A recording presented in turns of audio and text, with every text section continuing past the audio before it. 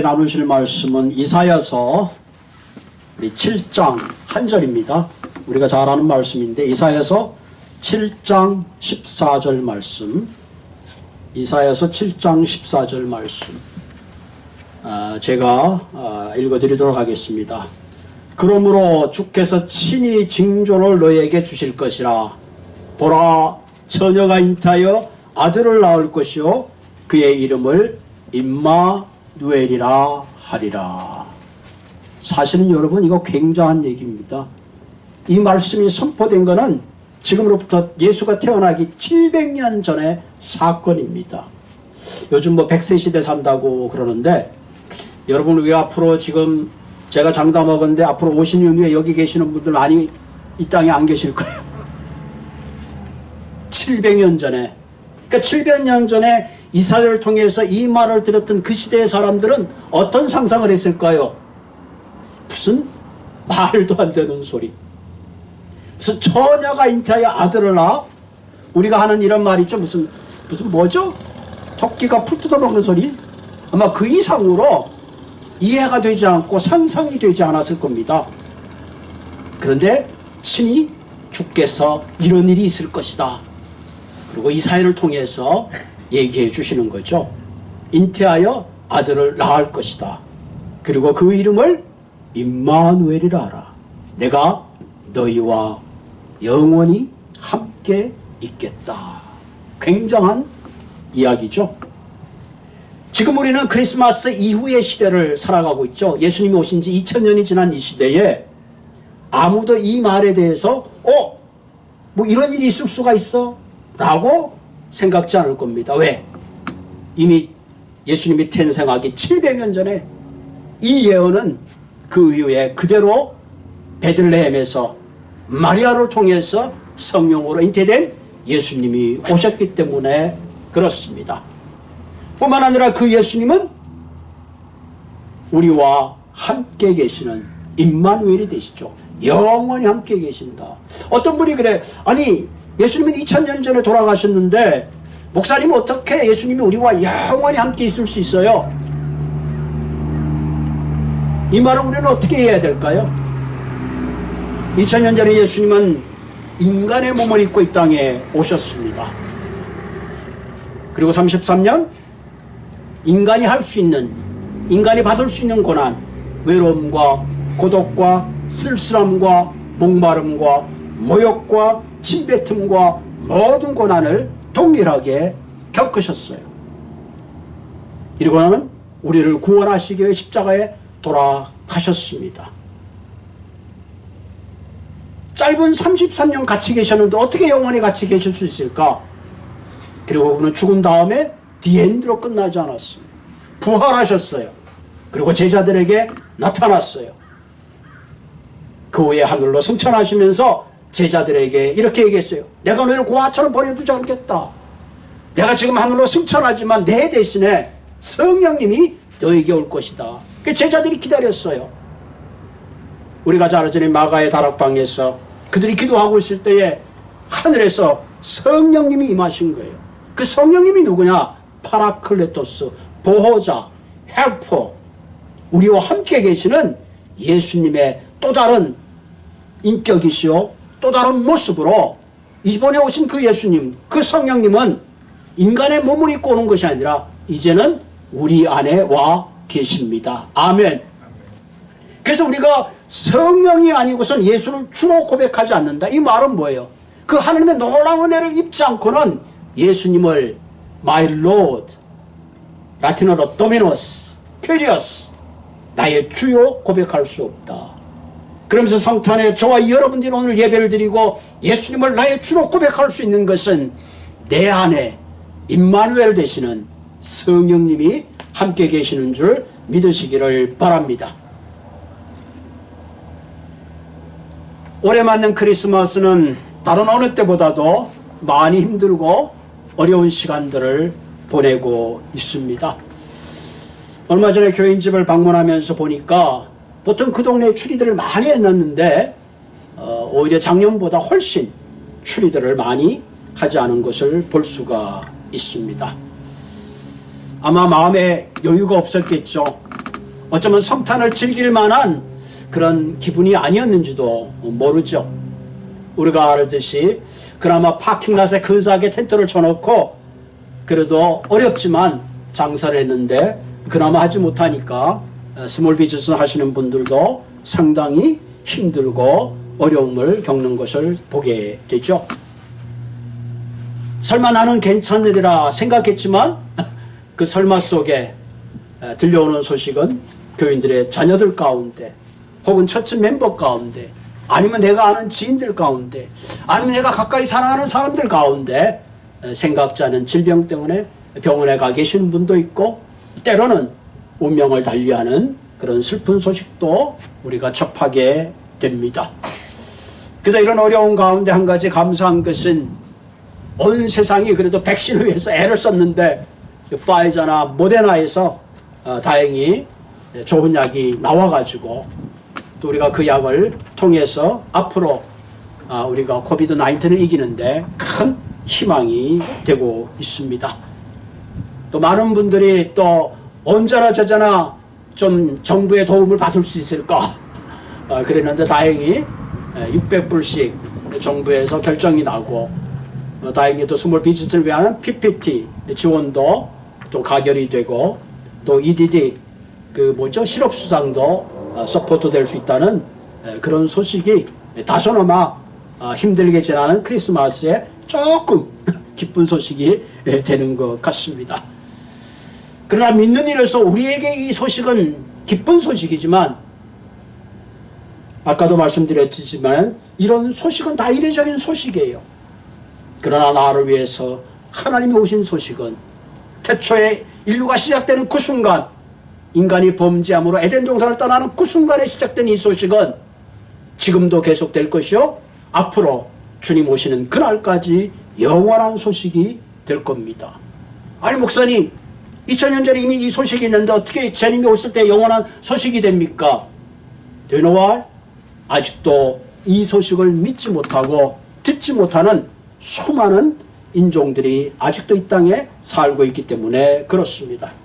그런 의미에서 우리는 어떤 의미에서 이 소식을 내가 들을 뿐만 아니라 이 기쁨의 소식을 동시에 전해야 되는 위대한 사명자인 것을 깨달으시기를 바랍니다. 오늘 처녀가 잉타하여 아들을 낳을 것이요 그 이름을 임마누엘이라 하라. 도대체 이 말을 하게 된 배경이 뭘까? 우리는 그것을 알 필요가 있습니다. 오늘 이사에 나오는 이 본문의 배경이 되는 것은 그 당시 유대 나라는 이웃이라는 아람 나라와 이스라엘의 왕 베가라는 왕이 지금 예루살렘을 꽁꽁 둘러쌌습니다. 지금 유다 민족의 운명은 바람 앞에 촛불과 같은 그런 운명 가운데 처하게 되었습니다. 이미 이스라엘 왕 베가는 유다의 병사를 하루에 12만 명이나 죽였습니다. 엄청난 숫자죠. 이런 하루에 12만 명의 병사가 죽었습니다.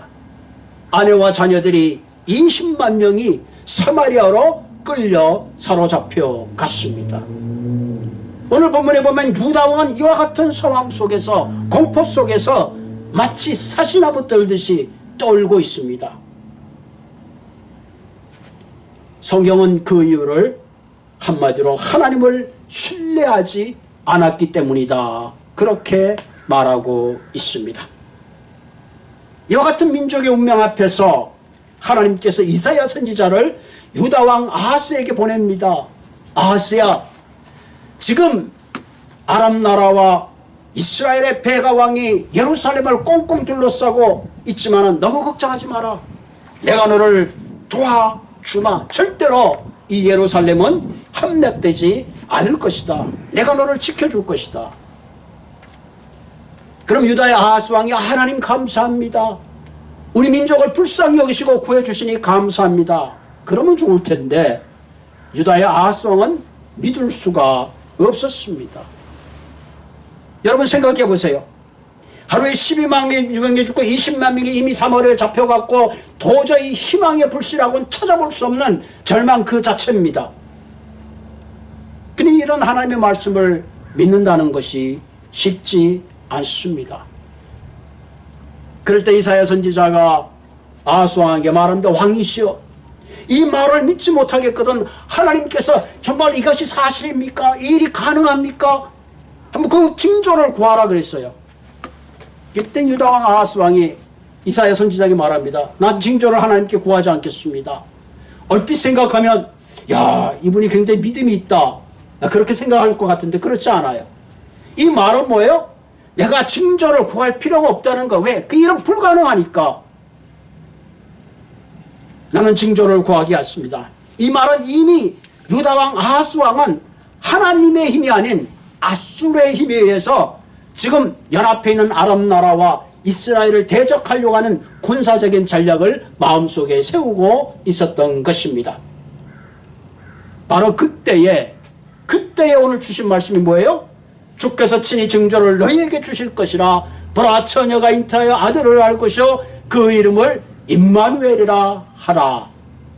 이런 컨텍스트 속에서 이 말씀을 읽어보면 이 말이 어떤 뜻인가 하는 것을 굉장히 우리는 느낄 수가 있습니다. 한마디로 뭐예요? 지금 네가 생각하는 이 현상은 마치 처녀가 잉태하여 아들을 낳는 것 같이 불가능하게 느껴진다는 거죠. 지금 너는 내 말을 이처럼 믿지 않는다는 거죠. 있을 수 없는 얘기다, 그렇게 너는 생각하고 있다는 얘기죠. 한마디로 아하스 왕의 강한 불신앙에 대한 이야기를 하면서 야, 나는 처녀가 잉태하여 아들을 낳게 할 수 있는 하나님이시다 하는 것을 선포하고 있습니다. 할렐루야. 어떤 일은 우리가 생각할 때 불가능하게 느껴지는 일들이 너무너무 많습니다. 그러나 하나님 입장에서 보면 그것은 불가능한 일이라 얼마든지 가능한 일인 것을 보게 되는 거죠. 바로 이 말씀은 앞으로 700년 후에 바로 이 땅에 오실 그 메시아 예수 그리스도의 탄생을 예언하는 거예요.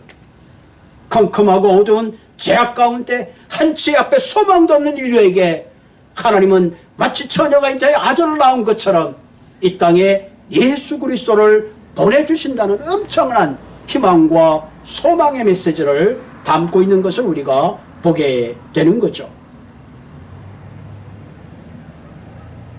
그리고 유다 자손을 통해서 다윗의 후손으로 이 땅에 인간의 몸을 입고 하나님의 아들 예수가 이 땅에 오신 겁니다. 그래서 누가복음에는 뭐예요? 목자들에게 천사가 이 소식을 전하죠. 두려워하지 말라. 온 백성에게 미칠 큰 기쁨의 소식을 너희에게 전하노라. 온 백성에게 미칠 큰 기쁨의 소식을 너희에게 전하노라. 오늘 다윗의 동네에 너희를 위하여 구주가 나셨으니 곧 그리스도 주시니라. 아멘. 여러분, 성경 한 구절에 예수 그리스도에 대해서 이렇게 분명하게 표현한 데가 별로 없어요. 오늘 다윗의 동네에, 오늘입니다. 매번 크리스마스를 맞지만 우리의 신앙은 늘 현재입니다. 오늘이에요. 다윗의 동네는 뭐예요? 하나님의 계획대로입니다. 누구를 위하여? 누구를 위하여? 나를 위해서입니다. 누가 오셨다고? 구주가 오셨다. Savior, 나를 구원하시기 오셨다. 곧 누구예요? 그리스토스, 기름 부은 자, 왕, 선지자, 예언자. 구약시대의 이 메시아라는 그리스도란 말은 이 아람어로 메시아죠. 히브리 말로 메시아르, 그리스도 메시아 같은 말입니다. 이 메시아 그리스도, 기름 부음을 받았다는 건 구약에서는 왕이나 혹은 선지자나 제사장을 기름 부어서 세워서 하나님이 사용하셨다면, 신약에서는 예수 그리스도의 사역의 한 부분입니다. 예수님은 왕으로 오셨고 이 땅에 하나님과 원수되던 우리를 화해시키는 제사장으로 오셨고 온 인류에게 위대한 하나님 나라를 선포하시기 위해서 오신 거죠. 그리고 주시니라, 멋진 말이죠. 우리의 주인으로 오셨다, 나의 주인으로 오셨다 하는 겁니다. 오늘 우리 시대는 많은 사람들이 힘들고 어려운 가운데 살아가고 있습니다. 정말 이럴 때 우리가 바라보고 우리가 도움을 요청하고 우리가 의지해야 될 대상이 누구인가 하는 겁니다. 힘들고 어려울수록 우리는 하나님을 의지해야 합니다. 유다 왕 아하스가 앗수르를 의지 않고 하나님을 의지했더라면 유다의 역사는 달라졌을 것입니다. 우리가 잘 알듯이 솔로몬 이후에 나라가 나누어졌잖아요. 이스라엘과 유다로 나눠졌습니다. 결국 이스라엘은 722년에 앗수르에서 멸망하게 되고 유다는 518년에 바벨론에서 멸망하게 된 겁니다. 그 이후로 70년 후에 바벨론에서 이제 노예가 해방되어서 그 이후에 이제 쭉 선지서조들이 이어지고 있는 거죠. 오늘 본문은 도저히 우리 힘으로 해결할 수 없는 풍전등화와 같은 그 어려울 때에 우리가 해야 될 일은 하나님을 의지해야 된다는 것을 말씀하고 있습니다. 우리 인간이 가지고 있는 많은 문제 가운데 어떤 문제는 과학으로 교육으로 풀 수 있는 문제들이 많이 있죠.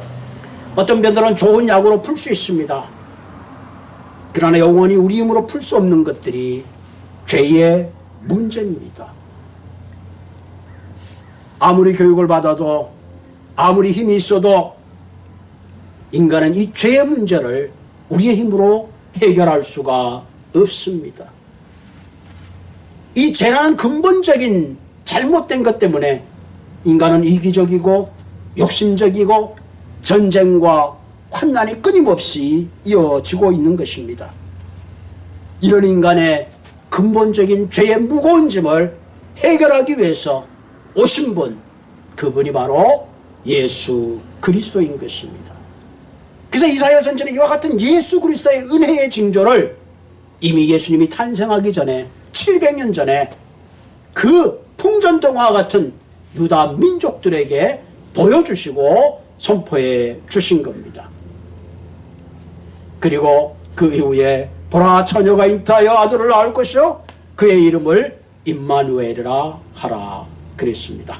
자, 그럼 오늘 이 말씀이 우리에게 주는 특별한 세 가지의 약속을 생각해 볼 필요가 있어요. 그 첫 번째 약속이 뭐냐면은 이것은 하나님이 나를 향한 사랑의 약속이다 하는 거죠. 그래서 요한복음 3장 16절에 뭐라 그랬어요? 하나님이 세상을 이처럼 사랑하사 독생자를 주셨으니 이는 저를 믿는 자마다 멸망치 않고 영생을 얻게 하려 함이라. 굉장한 사랑의 센텐스입니다. 하나님이 세상을 이처럼 사랑하사 독생자를 주셨으니 이는 저를 믿는 자마다 멸망치 않고 영생을 얻게 하려 하심이라. 이런 세상을 향한 하나님의 또 다른 사랑의 징표를 선포하고 계시는 겁니다. 때때로 우리의 삶에 어려움이 있을 때에 우리는 이런 하나님에 대한 사랑을 의심할 때가 있습니다. 하나님이 나를 향한 사랑의 표시는 하나님께서 인간의 몸을 입고 이 땅에 오셨을 뿐만 아니라 가장 큰 사랑은 십자가에서 그것을 증명해 보이신 겁니다.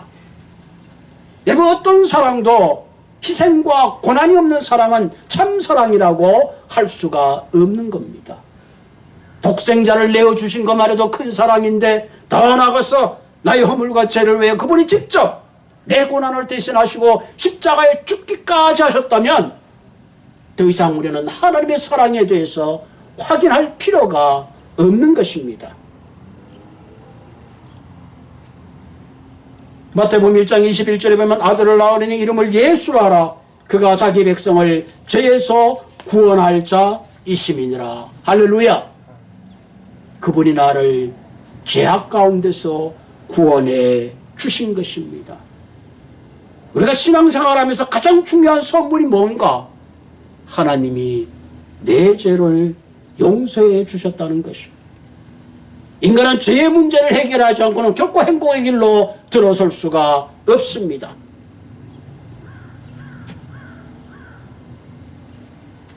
우리나라 초대 개화 시기에 양반이 있고 쌍놈이 있었잖아요.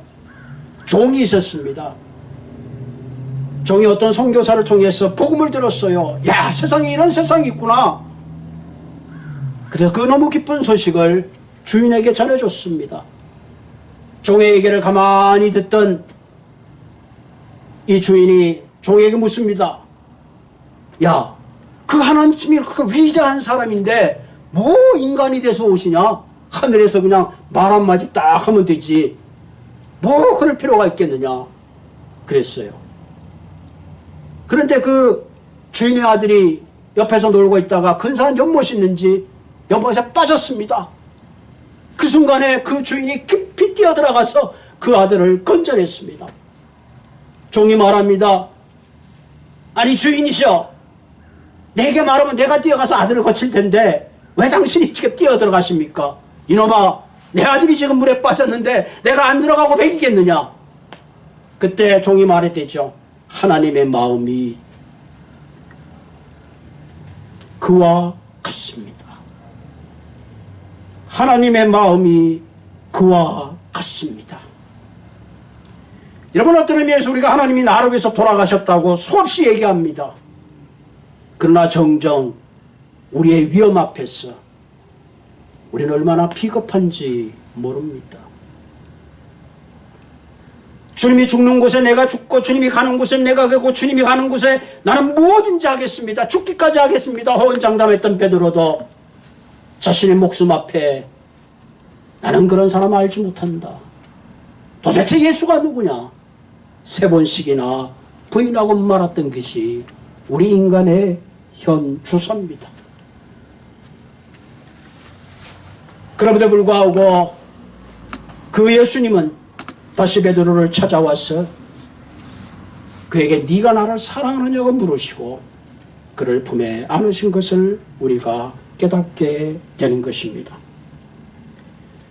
그러므로 성탄의 예수 그리스도의 탄생은 나를 사랑하신 하나님의 큰 사랑의 징표입니다. 그러므로 이 땅을 살아가면서 여러분의 삶에 어떤 외로움과 고독과 어떤 척박한 환경이 있다 할지라도 하나님이 나를 사랑하신다는 그 사랑을 붙잡고 승리하시기를 바랍니다. 두 번째, 하나님께서 우리에게 하신 약속은 그 이름을 임마누엘이라고 하라. 여러분, 사랑의 특성은 함께 하는 거예요. 왜 부부가 한 몸이라고 말합니까? 사랑하기 때문에 그렇습니다. 사랑은 늘 함께 하는 거예요. 기쁠 때나 좋을 때나 슬플 때나 어려울 때나 함께 하는 것이 바로 사랑입니다. 예수님이 이 땅에 오셔서 십자가를 죽으시고 3일 만에 부활하심으로 우리에게 진정한 구원의 길을 열어놓으셨습니다. 영접하는 자, 그 이름을 믿는 자들에게는 하나님의 자녀가 되는 권세를 주신다. 하나님의 자녀가 되는 권세를 주신다. 여러분, 하나님의 자녀가 된다는 것은 단순한 것이 아니에요. authority, 권세를 주시는 겁니다. 더 이상 너희들은 고아가 아니라는 거예요. 내가 너와 함께 한다는 거예요. 동물도 주인이 옆에 있으면 자기보다 더 큰 덩치 큰 개가 다가와도 크게 짖습니다. 하나님이 나를 고아처럼 버려두지 않고 함께 하신다는 거죠. 이 임마누엘은 마태복음 28장 20절에 뭐라고 했어요? 예수님이 부활하시고 제자들에게 동일한 말을 하죠. 내가 세상 끝날까지 너와 함께 있으리라. 세상 끝날까지 너와 함께 있으리라. 육신을 입고 오신 예수님은 시간과 공간의 제한을 받으셨습니다. 그러나 부활하신 주님은 더 이상 시간과 공간의 제한을 받을 필요가 없습니다. 내가 너희를 고아처럼 버려두지 아니하고 내가 속히 너희에게 오리라. 요한복음 14장 6절에 보면 내가 아버지께 구하겠으니 그가 또 다른 보혜사를 너희에게 주사 영원토록 너희와 함께 있게 하리라. 아멘. 이 임마누엘 사건이 사도행전의 성령의 놀라운 권능으로 그들에게 임했습니다. 이 파라클레토스, 성령이란 말은 나를 도우시는 분이에요. 나를 위로해 주시는 분, 나와 함께 하시는 분. 그러므로 이 크리스마스에 우리가 반드시 기억해야 될 것은 이 성령님이 나와 함께 하신다. 저는 늘 이런 생각을 합니다. 하나님이 나와 함께 하신다. 하나님이 나를 도와주신다. The Lord is my help. 하나님이 나를 돕는 자시다. 그럴 때마다 다시 힘이 나고, 그럴 때마다 하나님의 그 큰 사랑을 느끼고, 그럴 때마다 사명의 길을 갈 수 있는 것을 고백하게 됩니다. 하나님이 나와 함께하면 불행한 인생이 행복한 인생이 될 수 있습니다. 하나님이 나와 함께하면 척박하던 인생이 부유한 인생으로 변화되게 됩니다.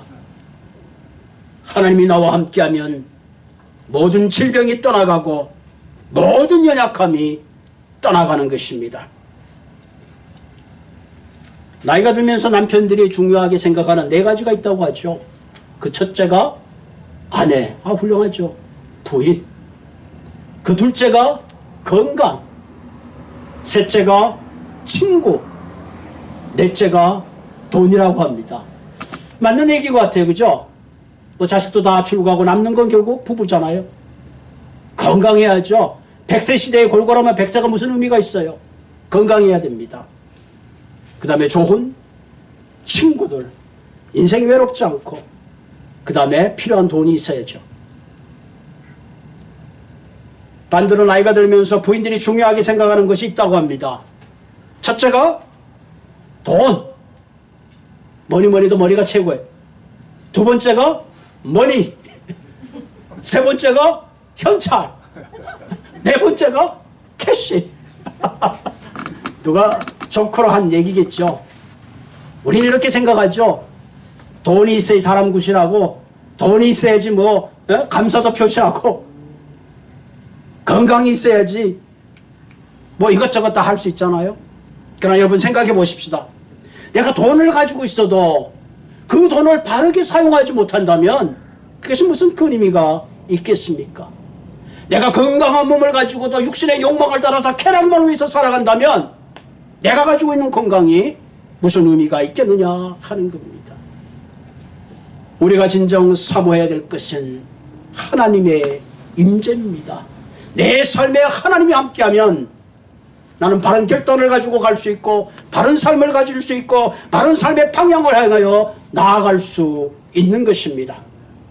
그런 의미에서 성탄에 다시 한번 우리가 기억해야 되는 것은 임마누엘 하나님, 그 하나님이 나와 함께 계신다 하는 그런 엄청난 주님의 약속을 잊지 마시기 바랍니다. 임마누엘 하나님이 나와 함께 하신다는 분명한 임재의 확신이 있으면 우리는 세상의 그 어떤 사람보다 성공자요 행복자인 것입니다. 오늘 제가 말씀드린 대로 주님이 나를 사랑하신다, 주님이 나와 함께 하신다, 이 두 가지만 생각해도 우리는 횡재한 사람들입니다. 할렐루야. 그리고 하나님이 한 가지 더 약속해 주셨죠. 승리하게 하신다. 자, 풍전등화와 같은 유다의 백성들 앞에 하나님께서 지금 그 아람의 군대들과 이스라엘의 베가의 왕이 둘러섰습니다.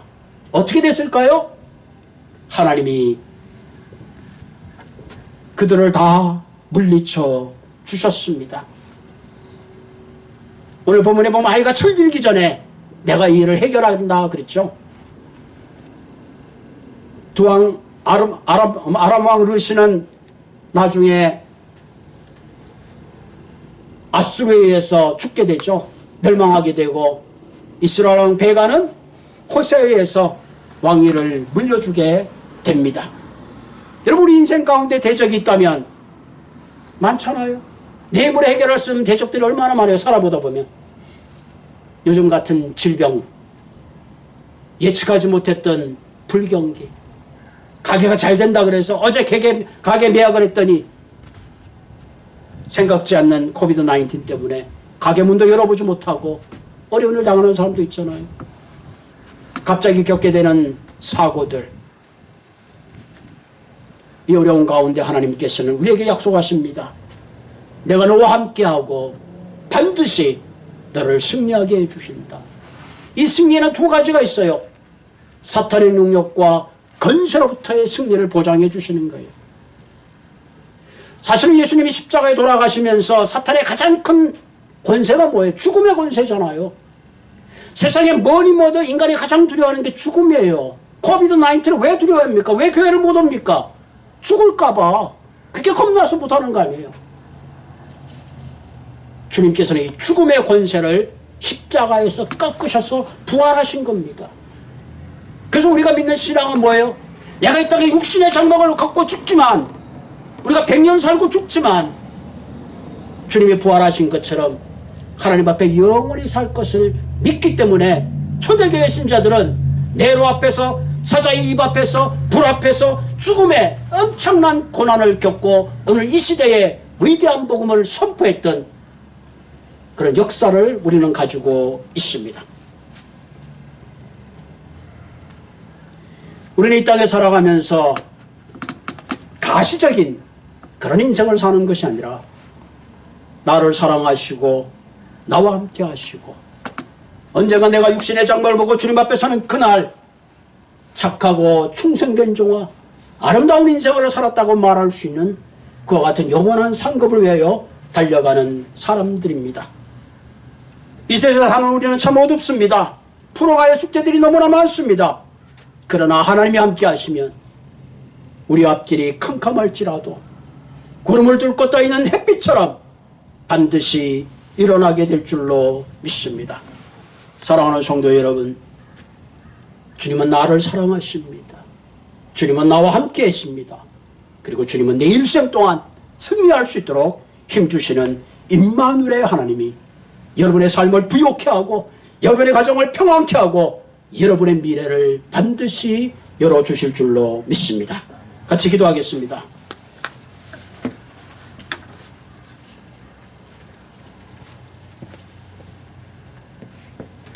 오늘도 미천한 인생을 돌아보시는 살아계신 하나님, 우리는 하나님을 믿지 못하고 죽음의 두려움 가운데, 어두움 가운데 방황하고 있지만 이런 우리를 향하여 임마누엘 전에 하나님께서 어둠을 밝히시고 나를 찾아와 주셨어요.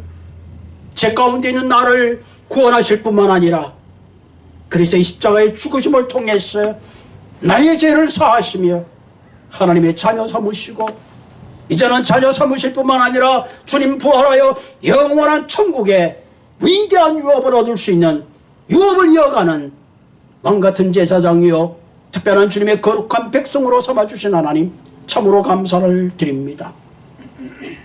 현재 우리가 당하는 어두움들, 많은 사람들이 절망하고 많은 사람들이 죽음의 공포 속에 있지만 이 시간 다시 한번 우리가 주님의 약속을 붙잡고 이 모든 어려움을 믿음으로 극복하게 하여 주시옵소서. 온 세상에 미칠 큰 기쁨의 소식으로 오신 하나님, 이 땅을 살아가는 수많은 당신의 형상으로 지은 온 인류에게 주님의 자비와 긍휼과 놀라운 성령의 은혜가 강물의 큰 폭포수처럼 심령들에게 부어지는 성탄이 되게 하여 주시옵소서. 예수님의 이름으로 감사하며 기도드리옵나이다. 아멘. 우리 찬송